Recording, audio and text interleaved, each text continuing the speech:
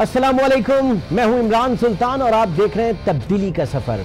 नाज़रीन, कल हुकूमत ने जाली अकाउंट केस में कायम JIT की रोशनी में 172 लोगों के नाम ECL में डालने की मंजूरी दी, जिसके बाद से एक सस्पेंस था कि आसिफ जरदारी और उनकी हमशीरा फरियाल टालपुर के अलावा और किस किस का नाम इस लिस्ट में है। और आज ये सस्पेंस वफाकी हुकूमत ने खत्म कर दिया और तमाम 172 अफराद के नाम जारी कर दिए, जिनमें आसिफ जरदारी, बिलावल भुट्टो, फरियाल तालपुर, मुराद अली शाह, कायम अली शाह, अली नवाज मेहर, मुकेश चावला, सुहेल अनवर सियाल, इम्तियाज शेख, मलिक रियाज, अब्दुल गनी मजीद, अनवर मजीद, मुस्तफ़ा जुल्करनैन मजीद, नाजली मजीद, नमर मजीद, अली कमाल, सलमान यूनुस, मजीद आरिफ खान, मोहम्मद हसन बुरोही, ताहिर महमूद, अली एजाज, आबिद हुसैन, हुसैन लवाई, एहसन रजा दुर्रानी, मोहम्मद नासिर शेख, एहसान तारिक, बिलाल शेख, नदीम अल्ताफ,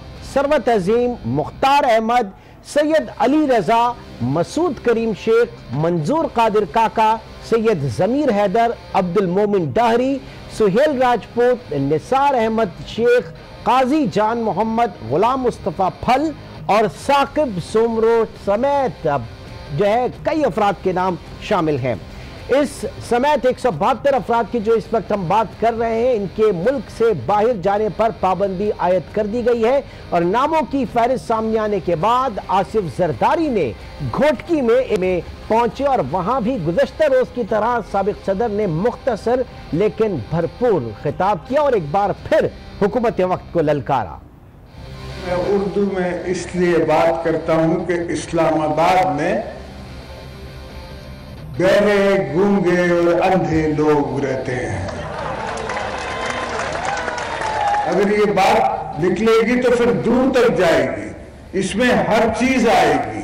कोई मेरी गैस फील्ड्स तो नहीं है, ना मेरी कोल माइंस है।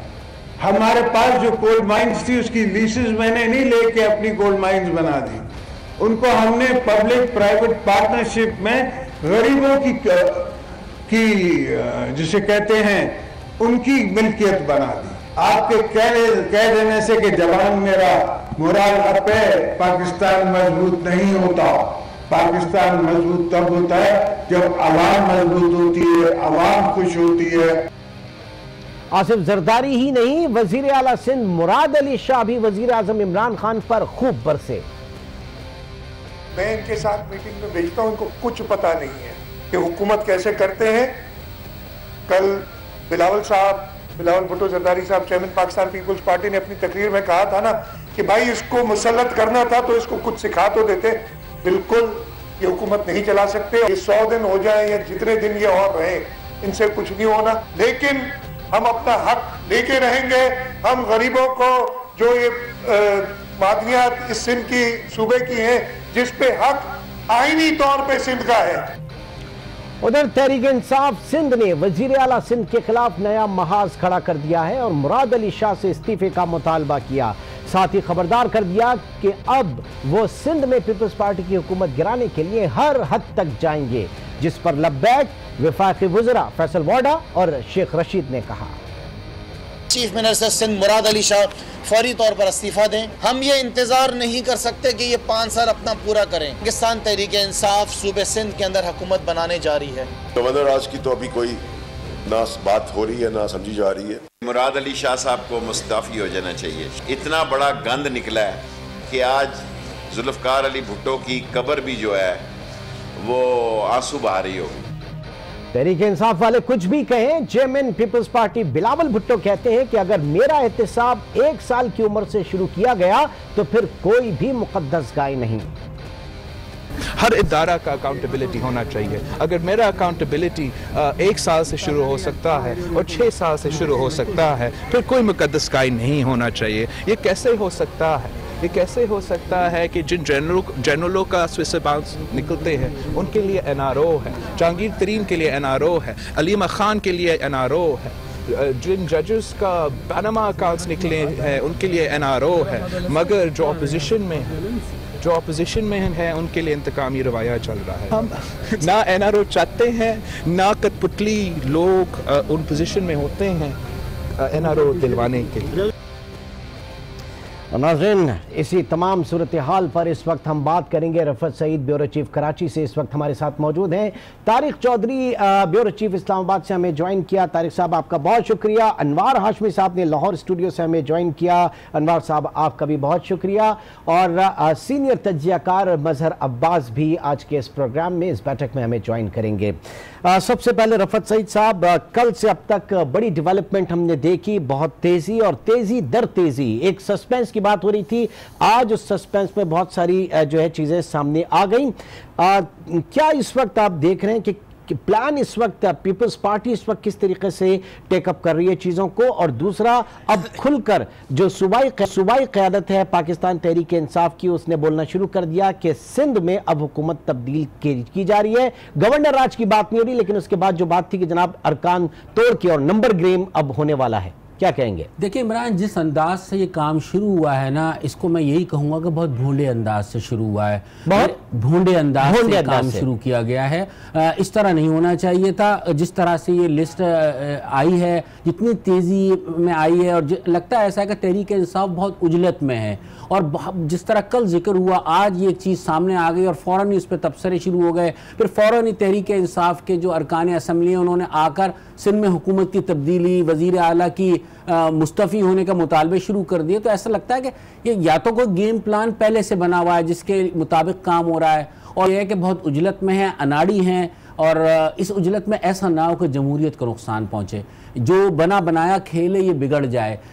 मुझे उस तरफ जाती हुई बात लग रही है। लेकिन मैं इसके साथ आपको एक बात और भी कहूँगा कि तहरीक इंसाफ को करप्शन हुई है, ऐसा नहीं है करप्शन नहीं हुई है। FIA ने जिस अंदाज से ये तहकीकाती रिपोर्ट मुरतब की है, GIT के हवाले की है, पहली मरतबा हम ये कह सकते हैं कि आसिफ अली जरदारी मुश्किल सूरत हाल से दो चार हैं। उनको और उनकी बहन को के गिर्द जो शिकंजा कसा गया है, उसमें ठोस शवाहिद मौजूद हैं। आपने देखा होगा कि 172 अफराद की इस फहरिस्त में बेशतर नाम वो हैं जो कारोबारी शराकतदार हैं आसिफ अली जरदारी के, या उनके कारोबार को वो गार्ड करते हैं, या कहीं ना कहीं उनका उसमें इन्वेस्टमेंट है। सारे वो लोग हैं उनके इर्द गिर्द, चाहे ओमनी ग्रुप हो, चाहे दीगर लोग। GIT में ना बात, अभी GIT में जरा तारिक चौधरी साहब से भी मालूम करेंगे। तारिक साहब, इस वक्त GIT की हद तक वहां जो है वो मुतालबा किया जा रहा है कि चीफ मिनिस्टर इस्तीफा दें, और उसके बाद ये भी कहा जा रहा है कि हम बनाने जा रहे हैं, हुकूमत बनाने जा रहे हैं सिंध में। तो वाकई PTI इस वक्त कुछ उजलत में, गैर जरूरी उजलत में नजर आ रही है। देखिए, बाजार तो ऐसा लगता है, एक तो इशू जो है GIT का, ज़ाहिर है करप्शन के खिलाफ कार्रवाई है, फेक अकाउंट्स के खिलाफ कार्रवाई है, और उसका एक स्टेज ही आया कि GIT ने अपनी रिपोर्ट पेश कर दी सुप्रीम कोर्ट की रजिस्ट्री में, और उसके बाद जो था ये नाम आया 172। पहली बात तो ये है कि मैं ये जानने की कोशिश कर रहा था कि क्या, और आप लोग भी मेरी मदद करें, क्या सुप्रीम कोर्ट की तरफ से कोई हुक्म आया था ECL में नाम डालने का, या क्या GIT ने इसमें कोई रिकमेंडेशन की थी कि लोगों के नाम डाल दिए जाएं ECL में, ताकि कहीं तफ्तीश में उनको कोई दुश्वारी ना हो? क्योंकि मेरा ये ख्याल है कि ये FIA की रिकमेंडेशन पे डाले गए। वज़ारत दाखिला की तरफ से मेरे ख्याल में बहुत उजलत का मुजाहरा किया गया है। जी, मैं वही अर्ज कर रहा था इमरान, अगर मैं बात मुकम्मल कर लेता। मैं ये कह रहा हूँ कि GIT ने क्या रिकमेंडेशन की है ECL में नाम डालने की, या क्या सुप्रीम कोर्ट का हुक्म था, जो कि अगले 1-2 रोज़ में तो ये लोग पेश होने वाले हैं। और जहाँ तक आसिफ जरदारी साहब का और फरियाद तालपुर साहबा का ताल्लुक है, तो जहाँ तक मुझे याद पड़ता है कि उनके पासपोर्ट तो ऑलरेडी बैंकिंग कोर्ट के पास हैं, और ये केस जो है, ये तफ्तीश है, ये इंतखाबात से पहले से चल रही थी। और अगर उसका कोई उन्होंने पाकिस्तान से बाहर जाना होता तो मेरे ख्याल आपसे पहले, बहुत पहले जा चुके होते। ज़ाहिर इलेक्शन पे यहाँ थे, अब भी यहाँ पे हैं, और उन्होंने कोई कोशिश नहीं की जाने की। लेकिन बहरहाल वफाकी काबीना का इख्तियार है कि वो जब चाहे किसी सूरत हाल को ऐसा महसूस करे तो वो उनके नाम ECL में डाल सकते हैं। अब एक पहलू तो ये है। दूसरा पहलू ये है कि उसकी आड़ में, या इसके पस मंज़र में रखते हुए, अब अगर एक सूबाई हुकूमत को तब्दील करने की कोशिशें हो रही हैं, तो जाहिर है एक अगर आइनी तरीके से कोई हुकूमत तब्दील हो तो वो तो एक आइनी तरीका होगा, अदम एतमाद की फ़िज़ा या अदम एतमाद की तहरीक आ जाए। लेकिन PTI जो है वो अगर हो, और उसके साथ बाकी कोई जमातें जो हैं, कोई और लोग जमातें हैं, वहाँ पर GDA के लोग भी हैं और MKM के हैं, तो अगर तो ये तीनों मिल जाएं तो फिर तो पाकिस्तान पीपल्स पार्टी की जो अददी अक्सरियत है उसको ख़त्म करने के बिल्कुल करीब तरीन पहुँच सकते हैं। इसके अलावा तो और कोई सूरत नहीं है। अच्छा। एक सूरत गवर्नर राज की है, आज गवर्नर जो हैं वो प्राइम मिनिस्टर से मिले भी हैं, अगर ये तफसीलात सामने नहीं आई लेकिन ज़ाहिर उनकी मुलाकात हुई है तो सिंध के मामला पर ही बातचीत हुई हो।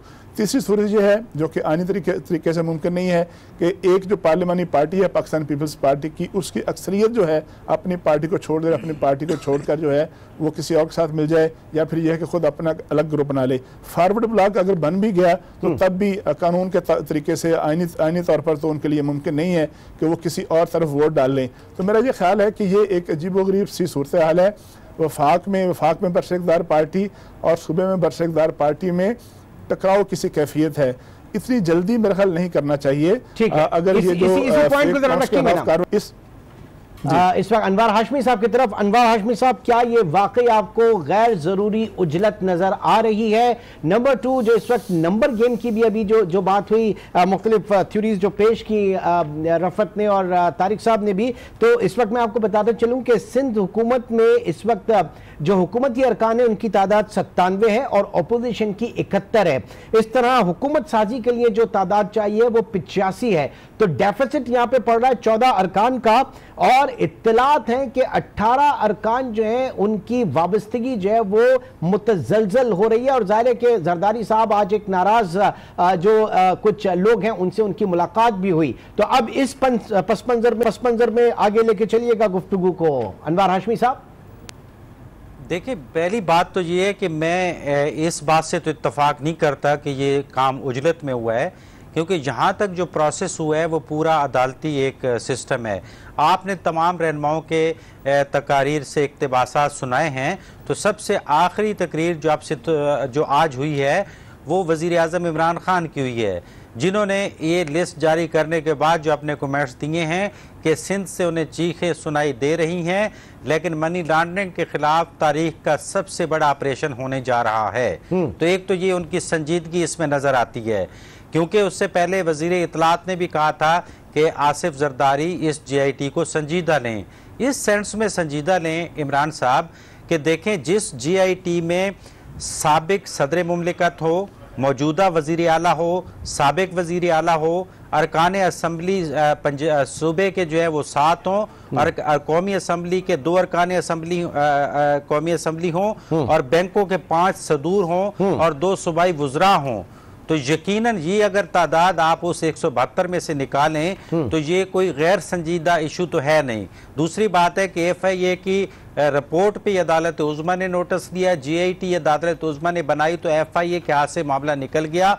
अब जब 31 दिसंबर को ये समाअत होगी तो रेफरेंसेस जो है GIT ने रिकमेंड कर दिए हैं, जिसमें आपको भी पता है कि उसमें आसिफ अली जरदारी और वज़ीर आला और फरियाल तारपुर के बारे में रेफरेंस की तादाद भी बता दी गई है।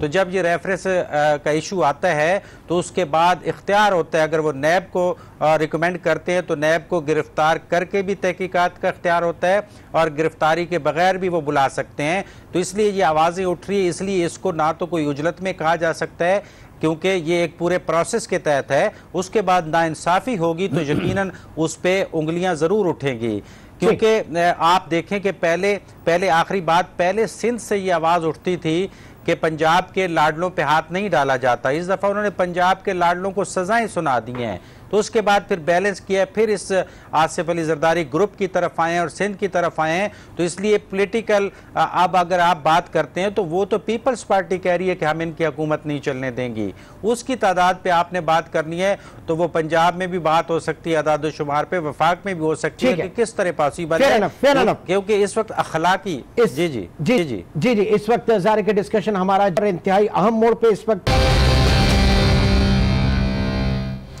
वेलकम बैक नाज़रीन, इस वक्त सीनियर सहाफ़ी तजज़ियाकार मज़हर अब्बास साहब ने भी हमें ज्वाइन किया। बहुत शुक्रिया जी हमें ज्वाइन करने का। ये जानना चाहेंगे कल से अब तक पिछले 24 घंटों में जो हमने देखा कि 172 अफराद के नाम जो है वो ECL में डलने की बात हुई, मंजूरी हुई, आज वो नाम भी पब्लिक हो गए। उसके बाद सिंध हुकूमत से, वज़ीर आला सिंध से इस्तीफ़े का मुतालबा भी किया जा रहा है और ये भी कहा जा रहा है कि अब पाकिस्तान तहरीक इंसाफ जो है वो सिंध में अपनी हुकूमत कायम करने जा रही है। क्या आप समझते हैं कि बहुत ज्यादा उजलत दिखाई जा रही है? गेम है क्या असल में मजहर साहब? देखिए, न सिर्फ उजलत दिखाई जा रही है बल्कि तहरीक इंसाफ अननेसेसरी इस मामले में अपने आप को उलझा रही है। इमरान खान, हत्ता कि इमरान खान साहब भी बयान दे रहे हैं, एक काम चल रहा है, सुप्रीम कोर्ट इंडिपेंडेंटली काम कर रही है। आप सुप्रीम कोर्ट ने ही GIT बनाई है। उसके बाद ये जो एकदम सूरत हाल बदली है और GIT की उस रिकमेंडेशंस के ऊपर या फेडरल गवर्नमेंट ने खुद इन सब के नाम ECL पे डाले हैं, क्योंकि ज़ाहिर है GIT पब्लिक हो चुकी है और GIT में जो नाम आए हैं उनके हवाले से जो GIT ने दावे किए हैं, इसलिए गालबन उनके नाम ECL पे डाले गए। ये तो एक बात है, लेकिन ECL पे किसी का नाम डलने का मतलब ये नहीं होता कि वो हुकूमत छोड़ दे या इस्तीफ़ा दे दे। और जितनी जल्दबाजी में तहरीक इंसाफ के खुर्रम शेर ज़मान हों या दूसरे दीगर लोग हों, वो जिस कंक्लूजन पे पहुंचना चाह रहे हैं उससे तहरीक इंसाफ और वफाकी हुकूमत अपना मुकदमा ख़ुद कमज़ोर कर रही है। GIT की रिपोर्ट बहुत उसमें बड़ी संजीदा इल्ज़ामात हैं और बड़ी संगीन जो है वो इंक्वायरीज़ नज़र आती हैं और इनमें अल्टीमेटली अदालतों में जाके क्या होगा ये तो हमें देखना है। ठीक, तो मेरा ख्याल है इसको अपने एक प्रोसेस में चलने देना चाहिए। अच्छा, आपने फरमाया कि खुर्रम शेर ज़मान या PTI ने उजलत, लेकिन शेख रशीद साहब जो हैं वो बड़े मंझे हुए सियासतदान हैं, वो भी इस बात पर लब्बैक कह रहे हैं। तो शेख साहब की बड़ी मल्टी डायमेंशन सियासत होती है, थोड़ा सा इसको भी इनकॉर्पोरेट करें मजहर अब्बास साहब। किसका नाम ले रहे हैं आप? मैं शेख रशीद अहमद साहब की बात कर रहा हूँ। देखिए, शेख रशीद साहब का अपना एक स्टाइल होता है, वो किसी पार्टी के को एज सच वो बिलोंग नहीं करते, सिवाय वो अपनी वन मैन पार्टी हैं। अब वो जो भी चीज़ चाहते हैं वो बोल देते हैं और बाद में उनकी बहुत सी प्रेडिक्शंस गलत भी साबित होती हैं, बहुत सी सही भी साबित होती हैं।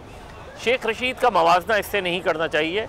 जो तहरीक इंसाफ के लोग, जिस तरह फवाद चौधरी साहब कह रहे हैं, जिस तरह फयाजुल हसन चौहान, मेरा ख्याल है फेडरल गवर्नमेंट और तहरीक इंसाफ अननेसेसरी अपने आप को इन्वॉल्व कर रही है, जिसका फ़ायदा बाय डिफ़ॉल्ट पीपल्स पार्टी को होगा, बाय डिफ़ॉल्ट नून लीग को होगा।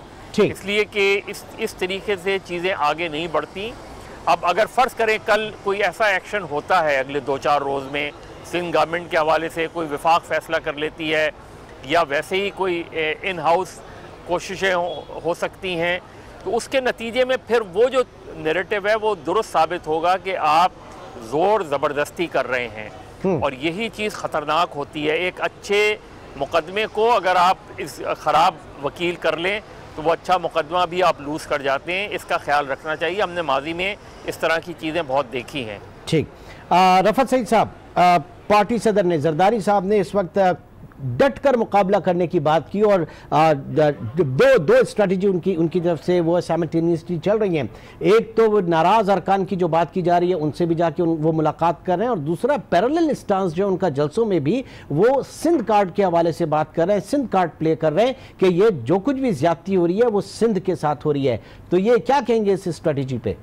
देखें, आसिफ अली जरदारी एक मजहबी सियासतदान है, वो इल्ज़ामात उन पे अपनी जगह पर है, लेकिन वो मजहबी सियासतदान है और यकीनन उन्होंने कोई अपना एक फ्रेमवर्क बनाया हुआ होगा जिसकी रोशनी में वो ये बातें कर रहे हैं। और मज़हर ने वो बिल्कुल बात दुरुस्त कही, और जो बात मैं आपको पहले ब्रेक पर जाने से पहले जो बात मैं कह रहा था, यकीनन उन्होंने उसको ही सेकंड किया है कि ये मुकदमा ख़राब हो जाएगा अगर इस अंदाज से इससे निपटा गया। इसमें अनाड़ीपन बहुत वाज़ेह तौर से नज़र आ रहा है। जो लोग तहरीक इंसाफ की तरफ से बात कर रहे हैं उसमें सियासी बालिग नजरी कहीं नज़र नहीं आ रही है, उसमें बिल इल्ज़ाम दर इल्ज़ाम और बहुत जल्दी में लगते हैं। ऐसा लगता है कि बस अब सिंध हुकूमत उन्हें हर सूरत चाहिए, क्योंकि सबसे बड़ा मसला तहरीक इंसाफ के लिए आ रहा है कि सूबे सिंध में 18वीं तरमीम भी एक बड़ी रुकावट है, जो उस तरह से वफा मुदाखलत नहीं कर पा रहा है, तो वो एक रुकावट अपनी जगह पर है। तो उसका हल उन्होंने ये ढूंढा है कि किसी तरीके से सिंध हुकूमत हासिल कर ली जाए। इतना आसान नहीं होगा, और पीपल्स पार्टी कोई एक कमज़ोर जमात नहीं है। और आपने जहाँ तक वफादारियाँ तब्दील करने की बात, हाँ ये ज़रूर हो सकता है कि जिन अरकान के ऊपर इल्ज़ामात हैं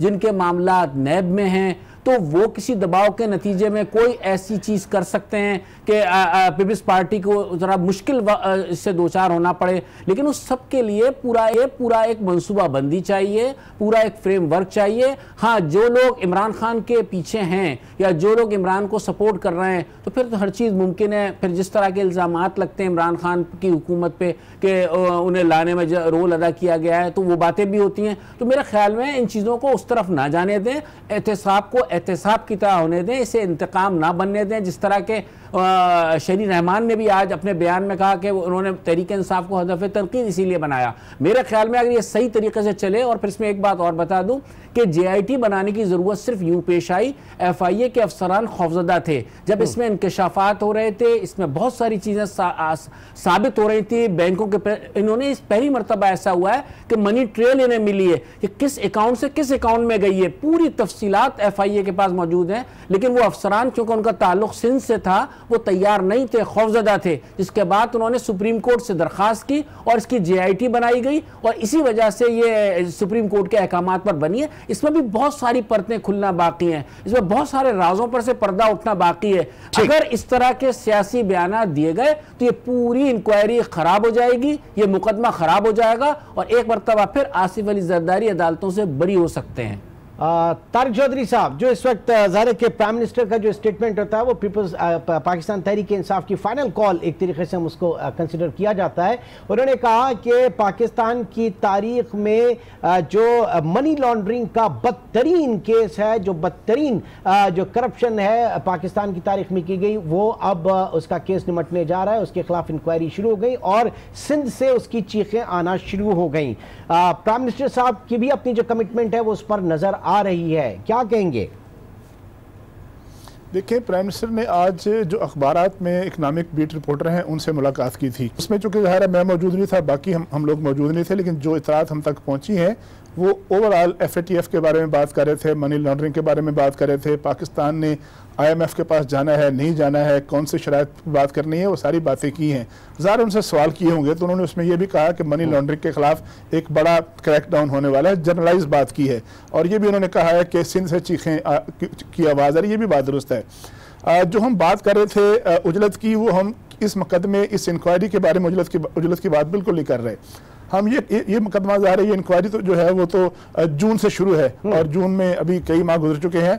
हम तो बात ये कर रहे हैं कि ये जो एक इंक्वायरी है, एक JIT रिपोर्ट है, उसके साथ जो सियासी फ़ायदा उठाने की कोशिश की जा रही है या सियासी गेम हो रही है, उसमें उजलत की जा रही है। ज़ाहिर है अगर उसमें उजलत की गई, एक इलेक्टेड गवर्नमेंट को, एक सूबे की गवर्नमेंट को अगर किसी ऐसे तरीके से हटाया गया जो कि गैर आईनी लगता हुआ या उसमें कोई इंजीनियरिंग हुई, तो जाहिर है वो पार्टी फ़ायदा उठाएगी जो सूबे में हुक्मरान है। आज जरदारी साहब ने जो तकरीर की थी उसमें इस बात का इशारा है।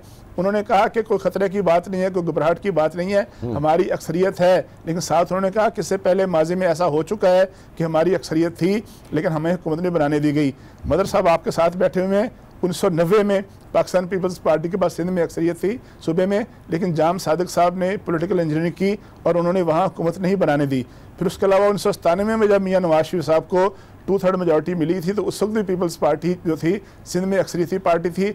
उस वक्त भी गालिबन मुझे याद पड़ता है लियाकत जतोई साहब ने एक मिनॉरिटी गवर्नमेंट बनाई और उसके बाद वो उसको चलाते रहे। फिर तीसरा मौका आया था 2002 में, पीपल्स पार्टी के पास फिर अक्सरियत थी लेकिन फिर भी मुझे याद है वो हुकूमत बनी थी गुलाम अरबाब रहीम साहब की, पहले बनी थी मेरे ख्याल अरबाब रहीम साहब और बाद में मेहर साहब की मिली थी। तो ये पीपल्स पार्टी आज उस बात को रियलाइज़ कर चुकी है और असद जरदारी की गुफ्तगू में ये इशारा है कि अक्सरियत होते हुए उनकी अक्सरियत को तब्दील किया जा सकता है। और जाहिर है अगर ऐसा हुआ तो पीपल्स पार्टी सिंध में नहीं पंजाब में बल्कि दीगर सूबों में भी इस बात को एक्सप्लॉइट करेगी और इस बात के जरिए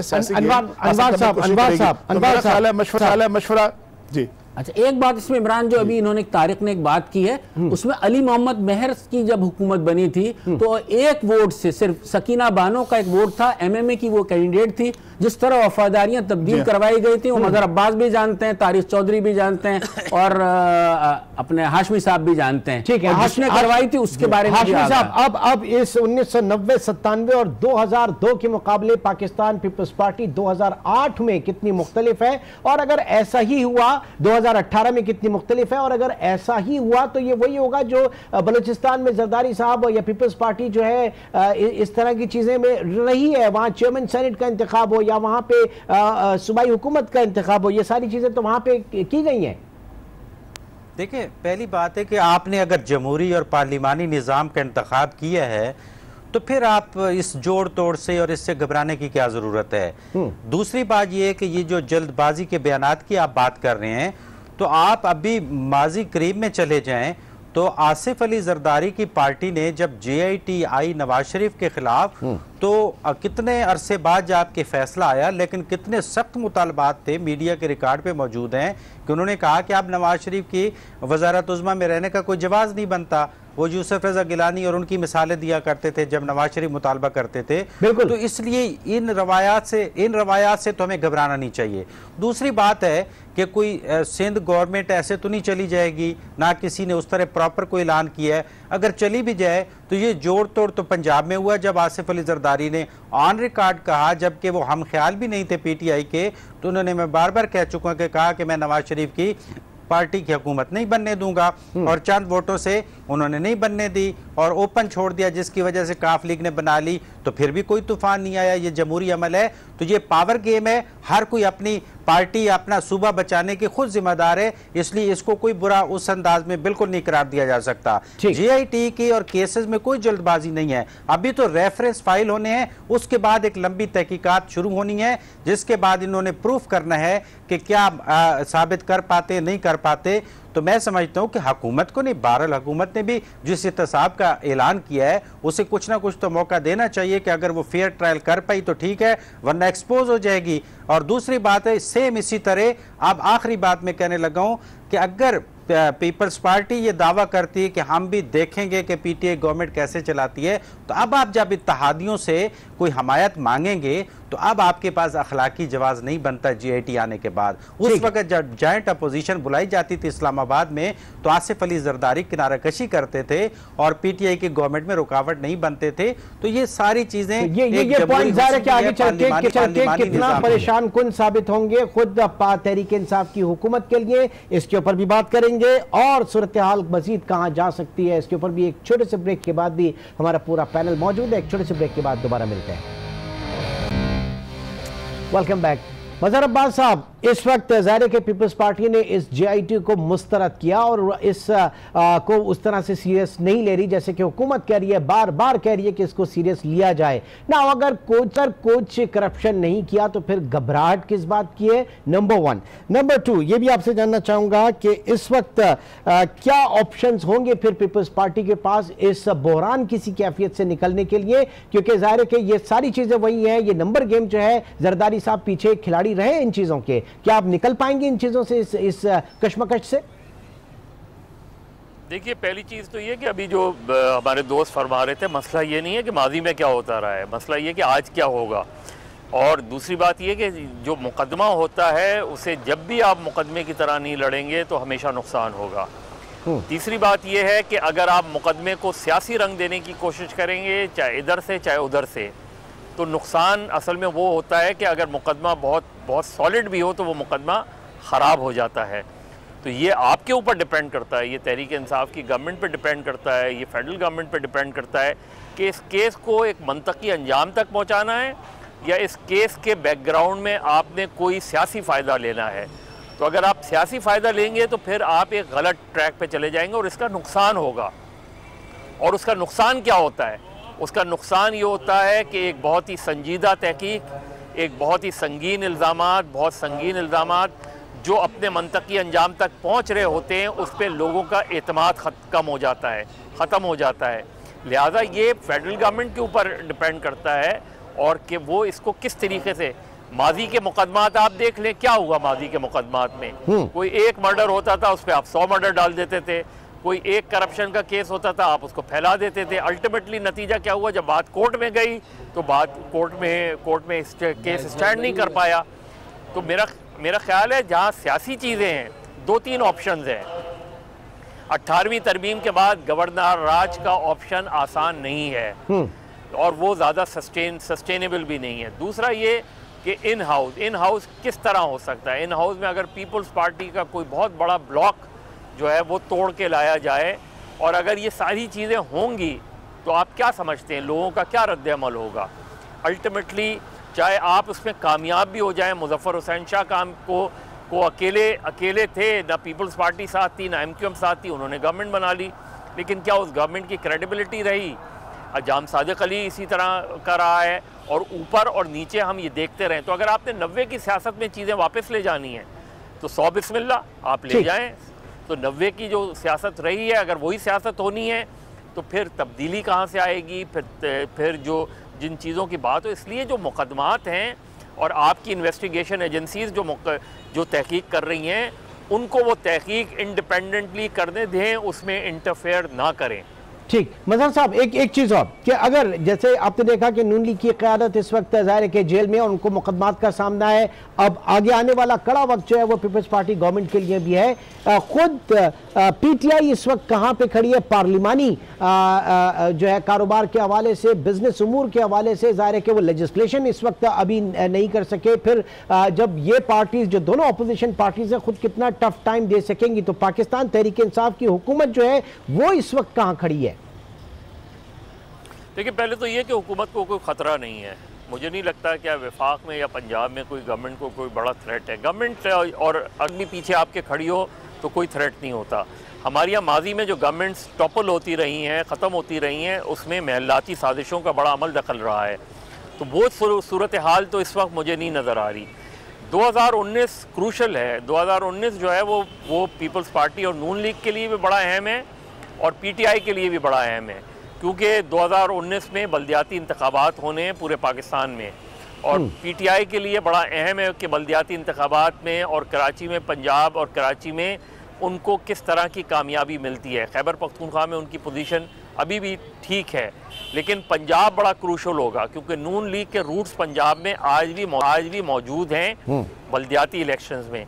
तो 2019 दोनों गवर्नमेंट और अपोजिशन के लिए अहम है, क्योंकि अगर ऑपोजिशन अपना प्रेशर नहीं बना पाई तो 2020 में सेनेट के इलेक्शन होने और उसके बाद जो है सेनेट के इलेक्शन के बाद PTI बहुत कंफर्टेबल पोजीशन में होगी। ठीक है। रफत साहब, बिलावल भुट्टो का जो स्टेटमेंट उन्होंने कहा कि 1 साल की उम्र का जब मैं था तब के मुझे रेफरेंसेस वगैरह भेजे गए। नाउ उन्होंने कहा कि अगर मुझ पे रेफरेंसेस फाइल किए गए या मेरा एहतसाब हुआ तो फिर इस मुल्क में कोई मुकद्दस गाय नहीं है, cross the board, not only political parties. फिर उन्होंने बहुत से इदारों की बात की है कि उनका भी एहतसाब करो।